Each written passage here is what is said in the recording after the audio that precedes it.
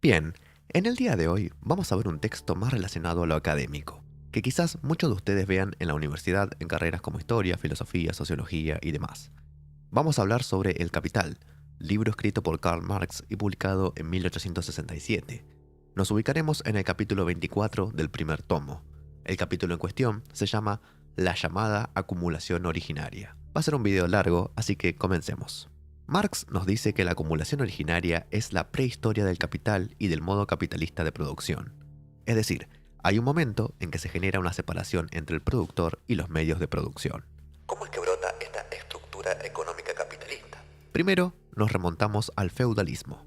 Por si no saben, el feudalismo era un modo de producción, uno de los varios que hubo en la historia. Se basa en el trabajo de la tierra. Había un señor feudal que dividía la tierra y los siervos son los que tributan. Esto nos dice que el feudalismo se basa en una relación de vasallaje, es decir, en una relación donde se paga un tributo. ¿A quién? Bueno, en la pirámide tenemos principalmente al rey, luego al clero, es decir, los miembros de la iglesia, los nobles, los artesanos y por último los siervos. Todos son vasallos del rey. El rey y el clero son, claramente, los más poderosos en esta relación. El rey es el representante de Dios en la tierra y el clero es quien viene a legitimar todo esto, digamos, todo este poder. Bien, volvamos a Marx. Marx nos dice que se elimina el sistema feudal. ¿Pero cómo? A través de la supresión, del despojo de los medios de producción. Acá es donde sale el obrero libre y surge el capitalismo. Ustedes se preguntarán cómo. El obrero, al ser despojado de los medios de producción, solo posee una cosa, su fuerza de trabajo.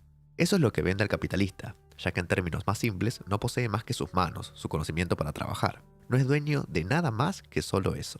El obrero libre pasa a ser obrero asalariado cuando un capitalista le compra su fuerza de trabajo. Para ponerlo más simple nuevamente, lo que conocemos como salario es el precio que está pagando el capitalista por esta fuerza de trabajo. ¿Y cómo es que se lo despoja de los medios de producción y que nace el obrero libre y todo lo demás? Bueno, acá Marx lo que hace es explicar paso a paso cómo se despojan los medios de producción, cómo se expropia la tierra y todo este proceso nos dirá cómo nace, cómo es el génesis de la acumulación originaria.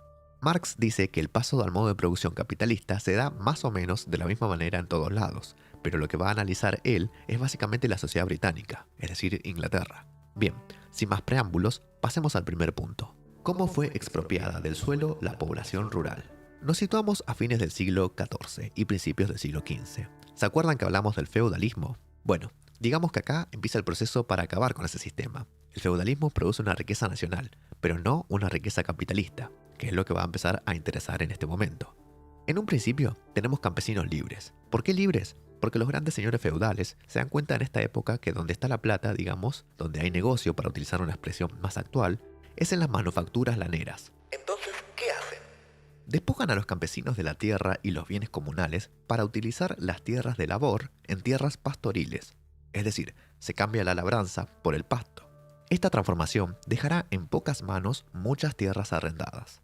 El rey Enrique VII trata de frenar esto con leyes, decretos para proteger la decadencia del pueblo, de la iglesia, etc. Pero en definitiva no logra nada.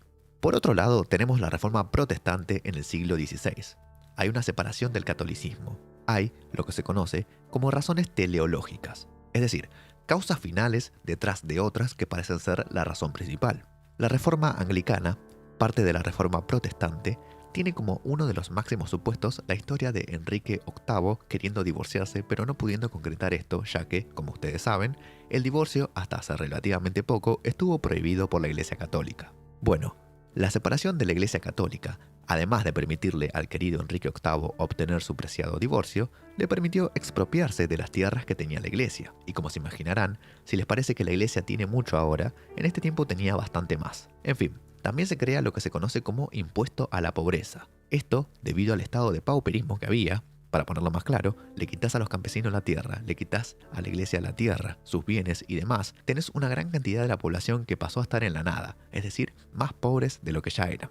Trabajaban la tierra y ahora no tienen nada para trabajar. Entonces, ¿cuál es la solución? El conocido impuesto a la pobreza. Pueden pensar, para traerlo más a tiempos actuales, en una especie de plan social. ¿Cómo se sustenta todo esto? Fácil. La iglesia no solo tenía tierras, sino que tenía gran cantidad de bienes en sus iglesias justamente y demás. Lo que le sacaron a la iglesia servía para sustentar esta medida por mucho tiempo. Bien, continuemos. En 1750 tenemos un punto de inflexión. Piensen que en este video estamos resumiendo, pero cuando digo expropiaron tierras, se puede decir que fue de todo menos bonito. Muchos campesinos se resistieron. En un principio se les daba la oportunidad de salir por las buenas, y si te resistías, digamos que por las malas. De más está decir que hubo muertes. ¿Pero qué pasa en 1750? El último bastión que se resistió a esta expropiación fueron los yeomen, es decir, los campesinos libres que trabajaban en su propia tierra, la cual muchas veces se habían ganado tras un largo esfuerzo. En 1750 terminan de masacrar a los pocos que quedaban, por lo cual chau a las propiedades comunales. Y ustedes dirán, ¿cómo es posible que expropien tierras de la nada? Bueno, vamos a ubicarnos en la restauración de los Estuardos. Para hacerlo más simple, es una dinastía que inicia con Jacobo I.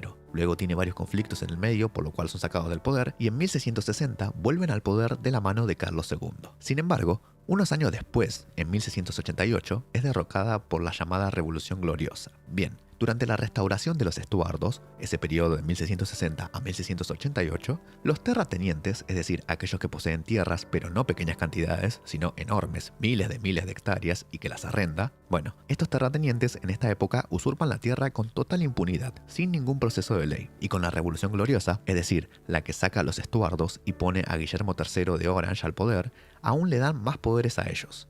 Enormes expropiaciones de terrenos de dominio público. Además, ¿recuerdan que Enrique VII trata de poner leyes para proteger al pueblo, entre muchas comillas? Bueno, ahora ya no se trata ni de protegerlo, sino que se justifica o se legitima. Hay lo que se conoce como el último gran proceso de expropiación.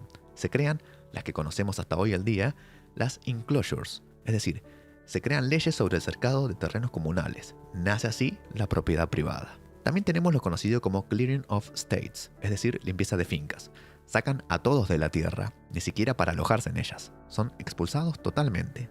De 1814 a 1820 hay una campaña para expulsar y exterminar a las familias que se resistan. De hecho, uno de los lugares que más se resistieron a esto es Escocia, donde lucharon hasta el final, pero terminaron siendo despojados de todo. Si bien es muy imprecisa históricamente, pueden ver esta especie de bronca que hay entre ingleses y escoceses en la película Corazón Valiente. En fin, este Clearing of States tiene como finalidad, como ya dije, convertir a los campos en terrenos de pasto. Pero además hay otra finalidad, quizás secundaria, pero de una curiosa fundamentación. Se crean los cotos de caza, es decir, lugares donde los que más tenían plata podían ir a cazar, porque claramente el campesino no se va de caza a un coto de caza, especialmente construido para él. Bien, pasemos al segundo punto, legislación sangrienta contra los expropiados. Nos ubicamos primero a fines del siglo XV y siglo XVI.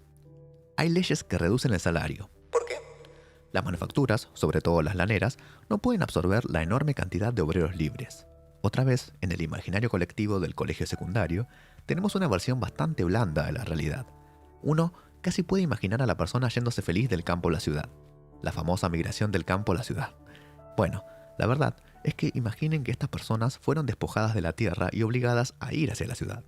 Obviamente, ¿qué va a suceder? Inglaterra en esa época no era como hoy en día. Las pocas industrias manufactureras no podían absorber, ni aunque quisieran, a la gran cantidad de trabajadores que se vieron obligados a buscar un trabajo en la ciudad. Hay un enorme proletariado libre. ¿Qué pasa entonces? Crece de manera monstruosa la pobreza, los mendigos, los vagabundos. Entonces, ¿qué nace?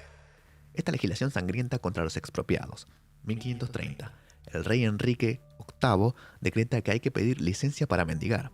O sea, no encontrás trabajo porque te lo sacaron, tenés que pedir permiso para pedir monedas. Pero esto no termina acá. Hay azote y reclusión para aquellos vagabundos que son capaces de trabajar pero no lo hacen. Todo muy lógico, ¿no? 1547. Eduardo VI. Piensa lo mismo que Enrique VIII, pero ¿qué agrega? El que sea holgazán podrá ser tomado de esclavo. ¿Y cómo sabemos esto? Porque se lo puede marcar en el cuerpo de por vida. 1572. La reina Isabel. ¿Qué dice? Bueno, los chicos de más de 14 años que no trabajen serán azotados, y si reincide 3 veces pueden ser ahorcados. Un amor la reina. Así podemos continuar con más y más ejemplos, pero sigamos. Marx nos dice que en la producción capitalista se somete al obrero. ¿Por qué? Porque cuando dije que había leyes reduciendo el salario, significa que se fija un salario máximo. ¿Se imagina si esto pasara hoy en día? ¿Hoy qué se fija? El salario mínimo. Vos no podés ganar, ponele que en un mundo ideal esto se cumpla, menos de tanta cantidad de dinero. En cambio, en esta época, fijaron un salario máximo. ¿Tienes idea de lo loco que se oye eso? Es decir, no podés ganar más de esto, no menos. Como si les dijera hoy en día, vos no podés ganar más de $10. ¿Y qué se hace con esto? Se empieza a crear una conciencia de clase. ¿Por qué? Porque las leyes restrictorias del salario no solo iban para los expropiados, sino que aquellos que consideraban la medida injusta o por la razón que fuese decidían pagarle más al obrero, se los multaba. Es decir, se prohibía percibir y pagar más de lo fijado. ¿Por qué digo que esto crea una conciencia de clase? Porque claramente fija al que más tiene junto con los que más tienen y los que menos tienen que se quedan con los que menos tienen. O sea, no se pueden mezclar nunca. ¿Por qué la producción capitalista somete al obrero? Porque este depende del capital, depende de las condiciones de producción que se engendran, se garantizan y se perpetúan. Bueno, esta cantidad de leyes van a ir desapareciendo desde 1825 a 1859 aproximadamente, debido a la actitud amenazante del proletariado. Bien, pasemos al tercer punto, génesis del arrendatario capitalista. Este es un proceso más bien lento. Primero, ¿qué es un arrendatario? Es aquel que adquiere cierto bien por un determinado tiempo para utilizarlo a cambio de cierta cantidad de dinero y condiciones. Entonces, en esta situación, el terrateniente es el que posee la tierra, el dueño, y el arrendatario es aquel que la va a utilizar para generar dinero, digamos a cambio de pagarle al terrateniente cierta cantidad y de acordar ciertas condiciones. Bueno, en Inglaterra, la primera forma de arrendatario que tenemos es el bailiff, el siervo. Luego, en la segunda mitad del siglo XIV, el colono arrendatario.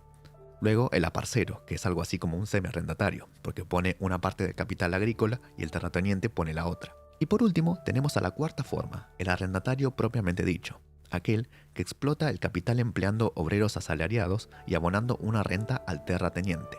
Esto no cambia mucho en el siglo XV y lo podemos conectar con una etapa importante, la revolución agrícola, que se da a fines del siglo XV y XVI, la usurpación de los pastos comunales y el empobrecimiento del campesinado. En el siglo XVI hay un factor decisivo. Hay contratos a 100 años. ¿Por qué decisivo? Porque el arrendatario paga en antiguo valor de dinero, es decir, no pierde casi nada, o es insignificante lo que tiene que pagar. ¿Y entonces qué pasa? Se enriquece a costa de los jornaleros y de los terratenientes. Pasemos a la cuarta etapa. La influencia inversa de la revolución agrícola sobre la industria. Formación del mercado interior para el capital industrial. Bueno, volvamos a enfocarnos en la expropiación. ¿Qué produce? Un movimiento del campo a la ciudad del proletariado. Se reduce el número de manos que cultivan la tierra, pero aunque no lo crean, hay igual o mayor producción. ¿Por qué? Porque se perfeccionan los métodos de cultivo, mayor cooperación, concentración, etc. Pero a la vez, los jornaleros son más explotados.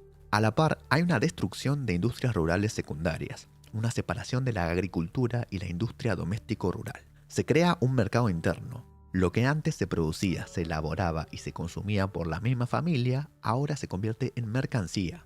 El arrendatario la vende a los manufactureros. El campesino ahora depende necesariamente del capitalista industrial, necesita el salario para subsistir, y la gran industria aporta máquina para la agricultura capitalista. Mirabeau, un revolucionario francés, dice: la fábrica reunida enriquece a 2 o 3 empresarios. Las fábricas separadas no enriquece a nadie, pero los obreros gozan de bienestar. La riqueza nacional. Vamos con el último punto, la quinta etapa, la génesis del capitalista industrial. En la Edad Media hay dos formas de capital, el capital usurario, cobrar grandes intereses, y el capital comercial. En los albores de la época capitalista tenemos yacimientos de oro y plata en América, conquista y saqueo de las Indias Orientales, África se convierte en casa de negros, rapto de niños en cottage para ponerlos a trabajar, la guerra del comercio, la guerra del opio y demás cuestiones. Hacia fines del siglo XVII, en Inglaterra, ya hay un sistema de deuda pública, un sistema tributario y sobre todo un sistema proteccionista. Miremos a la Compañía de las Indias Orientales. Tenían poder político en la India, manejaban el monopolio del té y el comercio chino. Los altos funcionarios también se quedaban con el monopolio de la navegación costera. Así, es como Marx explica la llamada acumulación originaria, es decir, la prehistoria del capital y de los medios de producción capitalista. Tengamos en cuenta que el capital no es la plata, no es el dinero, sino aquel que tiene medios de producción y que explota a los obreros asalariados y que con esto obtiene una ganancia. Acá faltaría entrar mucho más en campo y hablar sobre la plusvalía y demás, pero eso lo dejaremos para otro video. Por ahora nos encargaremos de este capítulo, donde Marx puede concluir con fundamentos que si el dinero nace con manchas de sangre, el capital viene al mundo chorreando sangre y lodo por todos los poros, desde los pies hasta la cabeza. Espero que les haya gustado. Hasta la próxima.